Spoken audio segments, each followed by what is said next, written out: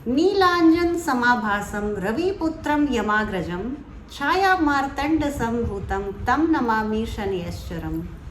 नमस्कार, मैं हिना प्रसून बहुत बहुत स्वागत करती हूँ आप सबों का अपने चैनल हिना प्रसून एस्ट्रोलॉजी में। ज्योतिष के इस नए कार्यक्रम में आप सबों का स्वागत करते हुए मुझे बहुत खुशी हो रही है और एक लंबे समय के बाद आप सबों से मुखातिब हूँ एक नए कार्यक्रम को लेकर। और आज हमारी चर्चा का विषय शनि देव ही रहेंगे।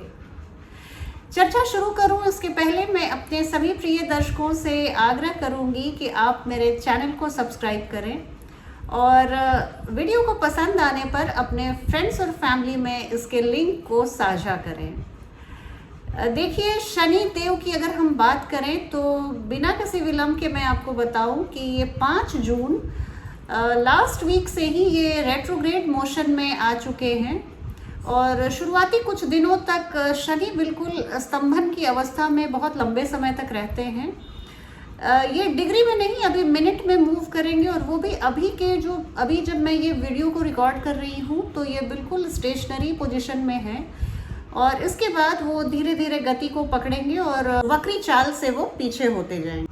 तो 5 जून से 12 जुलाई तक शनि देव कुंभ राशि में ही वक्री होते रहेंगे रेट्रोग्रेड मोशन में। इनको अभी एक्वेरियस साइन को पार करते करते 12 जुलाई आ जाएगी और उसके बाद पुनः वो 12 जुलाई से मकर राशि में प्रवेश कर जाएंगे।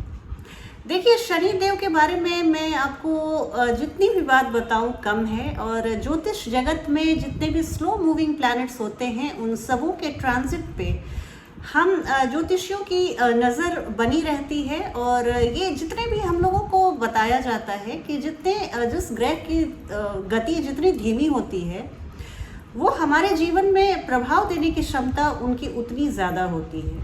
तो शनि निसंदेह हमारे कर्मों के कारक हैं, जस्टिस लविंग हैं। Shani Dev plays the role of chief magistrate to all the natives and he gives good and bad results according to their karma. So that's the simple logic behind the working and modus operandi of Shani Dev, lord Saturn.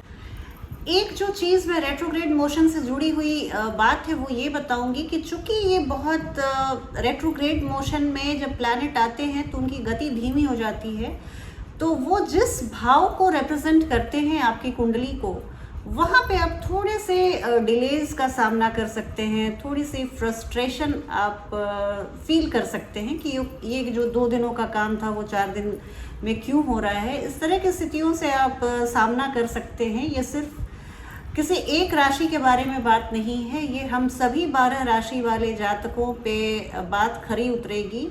मैं एक बात और बताना चाहूँगी कार्यक्रम को शुरू करने के पहले कि आप प्लीज़ इस वीडियो को स्किप करके मत देखिएगा। आप पूरे वीडियो को देखिए, तब आपको एक बेटर ओवरव्यू मिल पाएगा सैटर्न के ट्रांजिट के बारे में।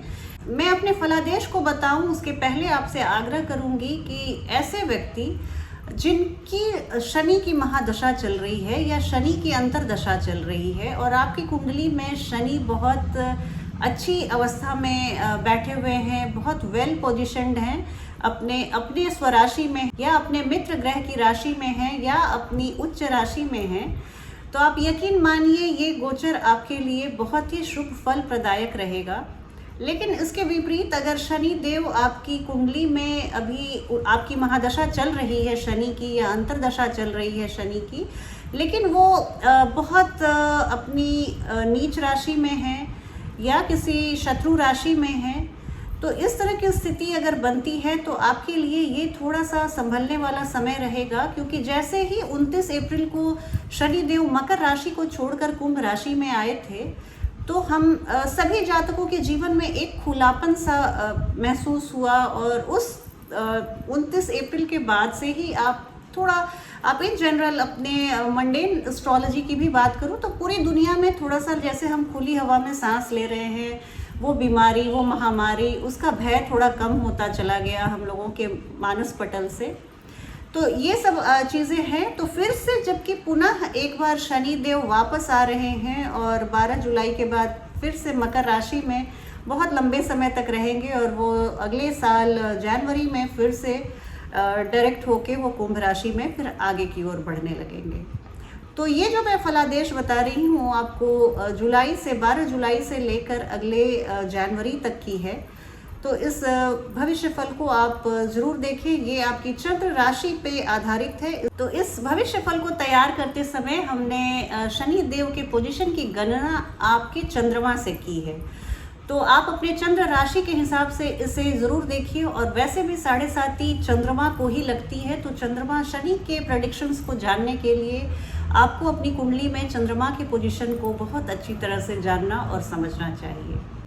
अब इस भूमिका के बाद मैं सीधे बात शुरू करूंगी एक एक करके सभी 12 राशियों की। आइए अब राशियों के चर्चा के क्रम में बात करती हूँ कुंभ राशि वाले जातक और जातिकाओं के बारे में कि शनि की ये वक्री अवस्था आपके जीवन में क्या परिणाम लेकर आने वाली है या आ रही है। देखिए, शनि देव हम सभी जानते हैं कि he is considered to be the giver of karma, the ruling lord of your first house and your 12th house. प्रथम भाव और आपके द्वादशेश होते हैं शनि देव। अभी वर्तमान में 29 अप्रैल से आपके लग्न में आए थे, जो कि पुनः अभी आपके द्वादश भाव में जाते हुए दिख रहे हैं। लग्न हमारे लॉन्जिविटी का होता है, हमारे स्वास्थ्य का होता है, हमारे फिजिकल हेल्थ का होता है, हमारे कैरेक्टर का होता है, हमारे लुक्स का होता है और हमारे आचार व्यवहार का होता है, हमारी आयु का भी होता है।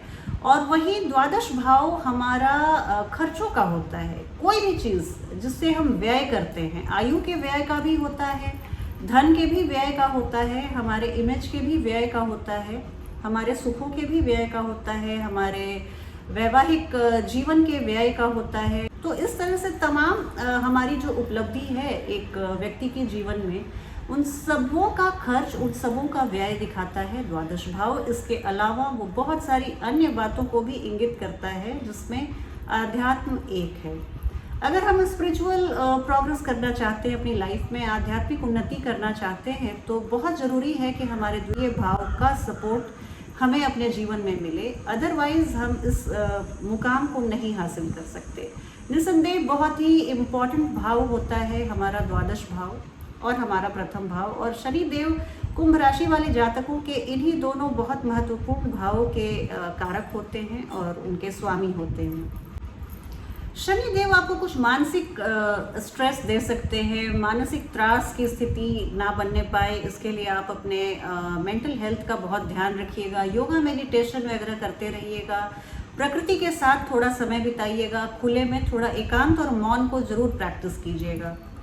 जीवन के कोलाहल में हम कहीं खो जाते हैं और शनि देव को बहुत एकांत बहुत पसंद है, उन्हें कम बोलना बहुत पसंद है, रिजर्व रहना बहुत पसंद है, अपने आप में अपनी दुनिया में विचरण करना उन्हें बहुत पसंद है।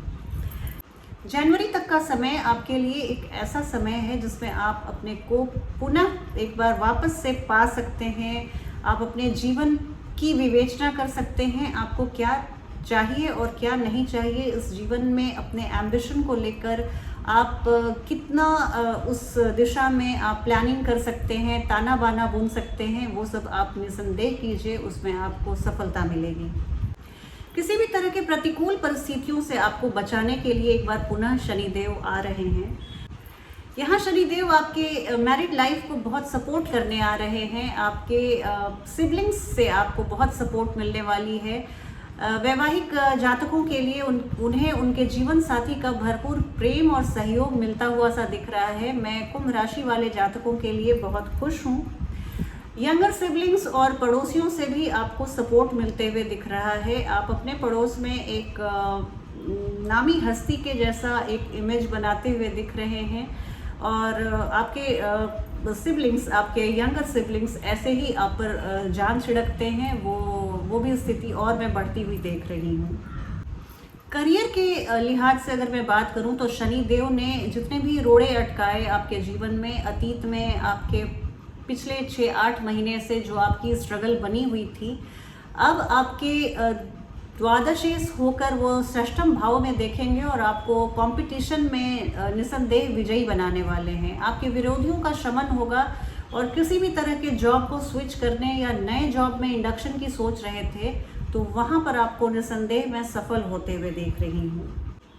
ऐसे स्टूडेंट जिन्होंने परीक्षा दे रखी थी और रिजल्ट्स के लिए प्रतीक्षारत थे, उन्हें अपने रिजल्ट में बहुत अच्छे परिणाम मिलने की संभावना है। आप फ्लाइंग कलर्स से अपने एग्ज़ाम को पास होते हुए दिख रहे हैं। ये आपसे आपकी सफलता आपसे कोई नहीं छीन सकता। आप बहुत दृढ़ होकर, बहुत संयमी होकर और बहुत एक स्मार्ट लेबर करते हुए दिख रहे हैं और अपने स्टडीज़ में एक्सेल करते हुए दिख रहे हैं। चलती हूँ, आज की वीडियो में बस इतना ही। आपसे बहुत जल्दी एक नई वीडियो में भेंट होगी। तब तक आप अपना ध्यान रखिए। जय हिंद, जय भारत।